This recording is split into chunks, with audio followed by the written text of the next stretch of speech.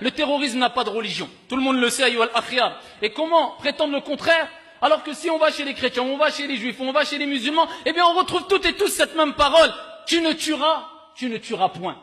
Et des gens, ici, en interprétant des textes comme bon leur semble, eh bien ils se permettent de tuer, mais le plus grave, au nom d'une religion. Et c'est ce qui nous met hors de nous, l'il asafi shadid, malheureusement, avec le plus grand des regrets. Parce qu'une personne qui se suicide, c'est condamnable, ce n'est pas bon pour lui. Mais une personne qui se suicide au nom d'une religion, là c'est catastrophique. Quelle religion autorise le suicide? Une personne qui tue des femmes et des enfants, qui allaient au travail, qui sont dans un aéroport, qui vont se divertir, qui vont voir un match de foot ou je ne sais quoi, au nom d'une religion. Mais comment une personne censée peut accepter cela, ayyuhal akhyar, sans avoir de science, en étant croyant ou incroyant, en étant athée ou bouddhiste? Qui peut accepter cela? Quelle logique, quel esprit saint peut accepter cela, ayyuhal ahibba?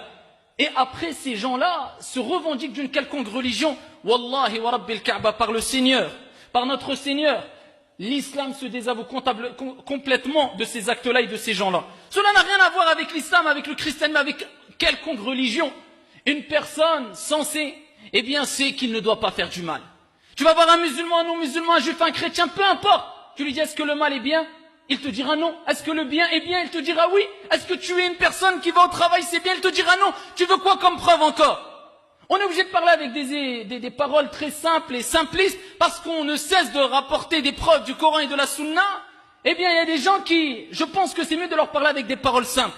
Parce qu'ils décrochent rapidement quand on rentre un peu dans la science légiférée.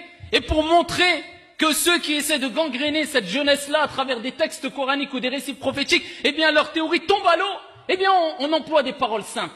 Mais vous imaginez que demain, c'est peut-être vous, c'est peut-être votre mère, votre père, votre frère, votre sœur, qui va être tué. Pourquoi? Parce que une personne a été prise de folie, alors que le messager de Dieu, alayhi salatu wassalam, et là nous parlons dans un contexte religieux, mais combien de fois a mis en garde contre ces actes-là? Et ce n'est pas des actes nouveaux. Le terrorisme, il existait déjà à l'époque du prophète, alayhi salatu wassalam.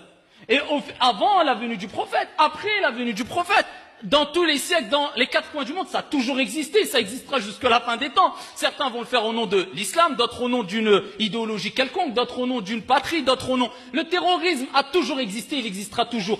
En tout cas, ne revendique pas du tout ça au nom de l'islam, car l'islam, ici, se désavoue complètement de ces actes de folie.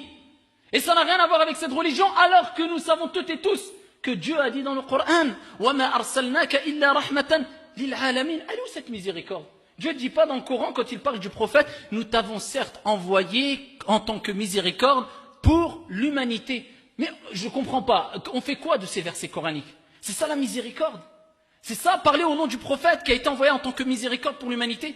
C'est ça parler au nom du prophète alayhi salatu wassalam, qui lui-même, quand des gens voulaient le tuer, comme je vous ai déjà rapporté ce récit prophétique authentique à plusieurs reprises, quand il s'était accoudé ici sous un arbre pour se reposer, et voilà qu'un ennemi qui voulait le tuer injustement a pris son épée, l'a pointé vers lui. Le prophète alayhi salatu wassalam s'est levé et il lui a dit, qui te sauvera de moi? Il a dit Dieu. L'épée est tombée, il a repris l'épée, il lui a dit, maintenant qui te sauvera? Et ici il a dit, sois meilleur preneur. Et le prophète alayhi salatu wassalam l'a laissé partir en paix.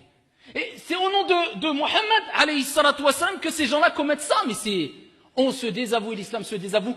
Certains vont dire, on n'a pas à se justifier, mais malheureusement c'est fait au nom de l'islam, on doit se justifier. Pour dire, ça n'a rien à voir. On se justifie dans ce sens-là, pour dire attention, attention. Ils le font au nom de l'islam, ils s'appellent peut-être Mohammed Karim ou je ne sais quoi, ça n'a rien à voir avec l'islam.